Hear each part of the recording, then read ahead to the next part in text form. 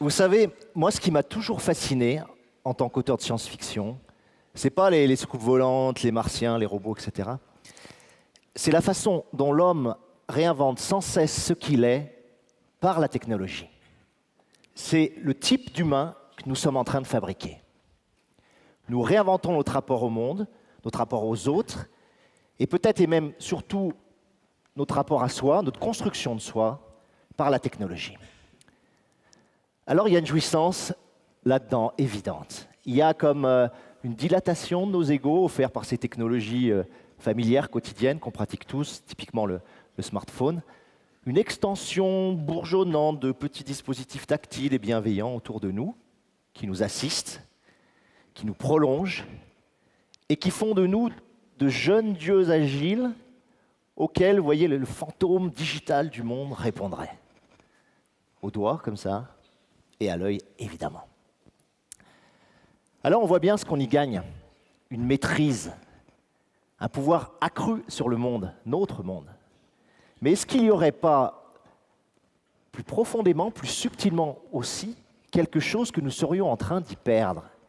Quelque chose de très personnel, de très précieux, et qu'on pourrait appeler, à la façon de Spinoza, ma puissance de vivre, d'agir par moi-même avec mes propres forces, ma puissance d'habiter le monde avec mon cœur et mon corps, de persévérer dans mon être, si je prends la très belle formule de Spinoza.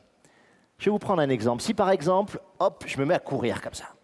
Alors, blah, je scratch comme ça mon smartphone sur mon avant-bras, et puis j'ai une bardée de capteurs qui m'égrènent ma foulée, ma vitesse, mon pouls, ma tension, les calories que je brûle, etc. Est-ce qu'en faisant ça, je ne suis pas en train de perdre un rapport intime et direct à mes muscles, à mon souffle, à mon corps, qui fait sa vraie puissance? Quand j'entre dans une ville nouvelle et que je délègue comme ça au GPS le pouvoir de me guider, est-ce que je ne perds pas du même coup ma capacité à m'orienter, ma capacité à faire monter la ville comme ça en moi, à repérer le café bleu, là, à l'angle du Prado, et à la faire exister, cette ville, en chair et en volume? Ou alors, pour prendre l'exemple plus récent, plus funky, plus fou, si par exemple, je m'assois comme ça à une terrasse de café, en face d'une Anglaise, mais je lui parle avec mes mots français, traduits comme ça automatiquement par mon smartphone. C'est cool. Alors, clairement, je crois augmenter mon pouvoir de communiquer. Mais est-ce que je ne perds pas non seulement la capacité à parler anglais comme ça, à échanger, à interpréter un geste de sa part, un sourire, à être réellement là, quoi, au bord d'une langue que certes je maîtrise mal, mais dont l'étrangeté même me donne l'envie et la force d'aller vers l'autre. Si bien que, si on définit comme ça conceptuellement le pouvoir comme la capacité de faire, de déléguer l'action, alors que la puissance serait la capacité de faire, de déployer l'action par soi-même directement, alors il me semble qu'on dispose là d'un critère précieux pour essayer de conduire nos vies dans cette bulle comme ça bruissante d'outils qui nous enveloppent. Dans ce que j'appelle moi un oignon technologique, voilà, qu'on ne sait plus très bien parfois aujourd'hui comment éplucher et même cuisiner à notre sauce sans risquer de pleurer. Alors, mon intuition, elle est très simple en fait. Mon intuition, c'est que l'accroissement de pouvoir que nous a apporté la technique est allé de pair, jusqu'à très récemment, avec un accroissement de notre puissance. Oui, la technique, et on n'arrête pas de le voir ici à tête dans la technophilie ambiante, oui, la technique a hominisé l'homme. Oui, la technique a ouvert et dynamisé nos facultés physiques et mentales. Ok. Super.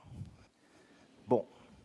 Mais, à mon sens, il y aurait aujourd'hui comme un croisement comme ça des courbes où l'accumulation massive des technologies qu'on nous propose se payerait comme une ombre portée, comme ça, d'une diminution de notre puissance et même d'une forme latente et grave de dévitalisation.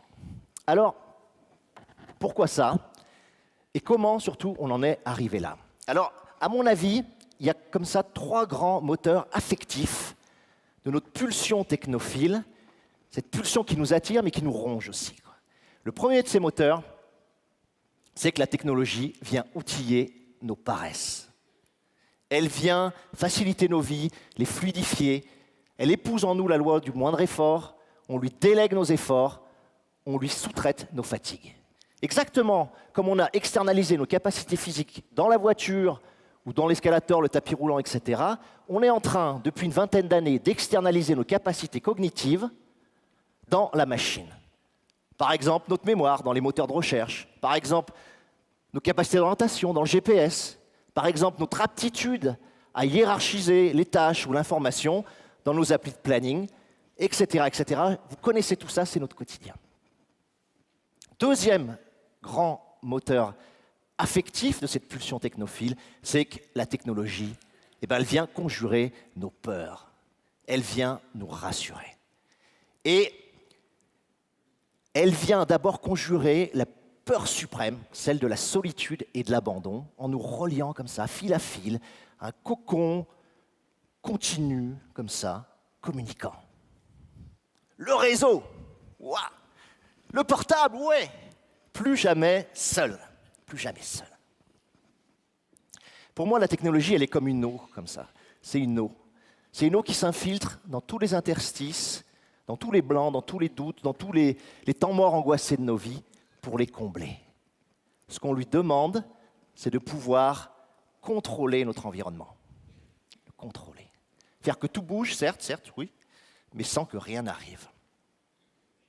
Et puis, troisième grand moteur, peut-être le plus important, le plus métaphysique de tous, c'est que la technologie nous donne l'espoir, et on l'a vu derrière là, de dépasser notre finitude. Elle est le bras armé de notre pensée magique, de notre antique désir d'être Dieu, l'arme fatale destinée à subvertir les cadres ontologiques de l'existence incarnée. Bon, ça tape ça, hein. Ça, c'est les écrivains, on s'éclate, on fait des trucs comme ça. Alors, ça veut dire quoi, cette superbe phrase? Ça veut dire que, il y a très longtemps, la technique, on lui a demandé quoi? On lui a demandé de nous protéger du froid, du chaud, des intempéries, des animaux sauvages. On lui a demandé de supprimer la douleur, la souffrance. On lui a demandé d'agir à distance, d'avoir le don d'ubiquité. Et aujourd'hui, on lui demande de nous empêcher de vieillir.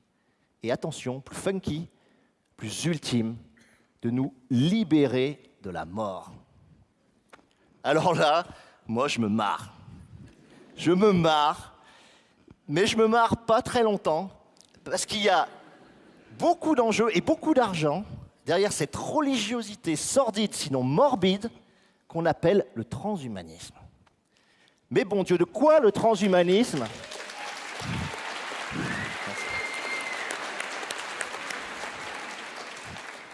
C'est bien, j'ai des supporters, c'est cool. Mais de quoi le transhumanisme est-il le nom? Ou pour parler comme Nietzsche, qu'est-ce qu'il veut, celui qui veut reprogrammer son ADN, courir 100 km sans se fatiguer, ou vaincre la mort? Eh bien, il veut externaliser dans la technique ce qu'il sent que sa chair et son esprit ne sont pas capables par eux-mêmes de faire. Il veut des prothèses pour un cœur et pour un cerveau en pleine possession de leurs moyens, mais qu'il vit, lui, comme handicapé. Le transhumaniste croit qu'il manque à l'homme quelque chose.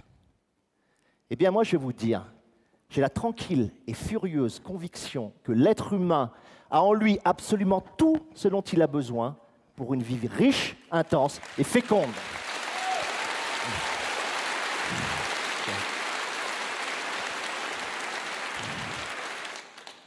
Nous n'avons pas besoin de devenir plus qu'humains, ce qui est l'ancienne, comme ça, du transhumanisme. Nous avons besoin de devenir plus humains.